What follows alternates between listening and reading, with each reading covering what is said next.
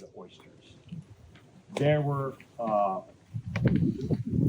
along what was one time marshland, there were these big, huge oyster beds. And the Native Americans, hunter-gatherers means they didn't settle down, they didn't farm, they didn't stay in one place all the time. They came here at certain times of the year. They knew when to come, particularly for the fowl and particularly for the oysters. And they would go out, they would use the uplands here as kind of little headquarters. And they would go out in their tule canoes and they would get the oysters. And they settled in an area about where, let's say, roughly speaking, where Lincoln and High Street is. And when you go down Lincoln from High Street, you're going to run into Mound Street.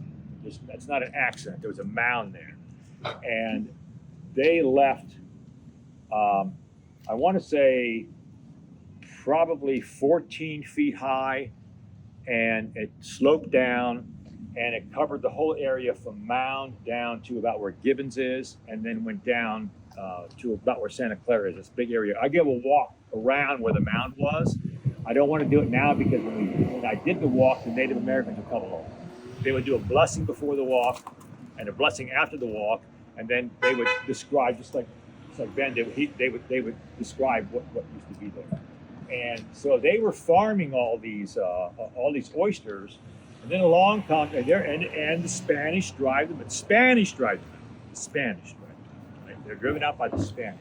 Not my grandfather didn't do it. Okay, so and I've been, anyway. They begin again to cultivate these oysters, but the oysters are too small for our taste. And so what they did was they bought in an oyster from Washington State, a larger oyster from Washington State called an Olympia oyster.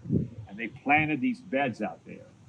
And you could tell where the beds were because there were posts coming up all around the ground. But they put posts up and they put nets down, and then they would cultivate the oysters on the net, and they would be able to pull the net up and take the oysters out. And they're oyster pirates, guys who came in and stole the oysters. And one of the oyster pirates was Jack London. Okay, and so Jack actually saw it was more profitable if he would become an oyster police guy. So they hired Jack, and Jack was one of the ones who came down here and arrested people who were trying to steal the oysters. You have to picture this. Some of the oyster beds, you could tell where they were by the round poles that were sticking out of the water. The water's not that deep there, and there'd be like a little hut, like out in the water, and in that hut was a guard to make sure the oyster pirates didn't show up. If they did, they'd be shot.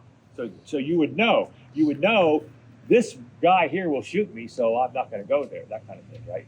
And so Jack London spent quite some time.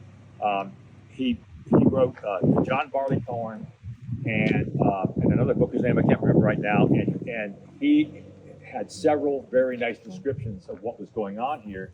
And he is credited with putting in writing, the first time you put it in writing, calling this place Asparagus Island. So it was Jack London. I mean, he wasn't the first to call it Asparagus Island, but it's memorialized in his work. Then what happened is my favoriteest place in Alameda, you go out along Central on the other side of the high school, and you go in the entrance, and you can't drive in there because they have it blocked off. The entrance to where the storage place is. There's a big, huge open field there full of grass, and you can't do anything with it because Standard Oil was there. Standard Oil's Chevron's birthplace, 1874, is right there on that plot of land in Alameda. They were bringing oil up from Southern California by ship, putting it there and refining it there. And they finally ran out of room. They needed more room, so they took up stakes and they moved over to where they are now in Richmond. So and Chevron will actually admit it. Our birthday is whatever it is, 1874, and you look, well, that's some of this other company that they bought started there. And what happened was this water gets polluted and it comes around and it polluted the oyster beds. So this was let's say by 1910, 1915, the oysters are getting polluted by the wash that's coming off the Standard Oil thing.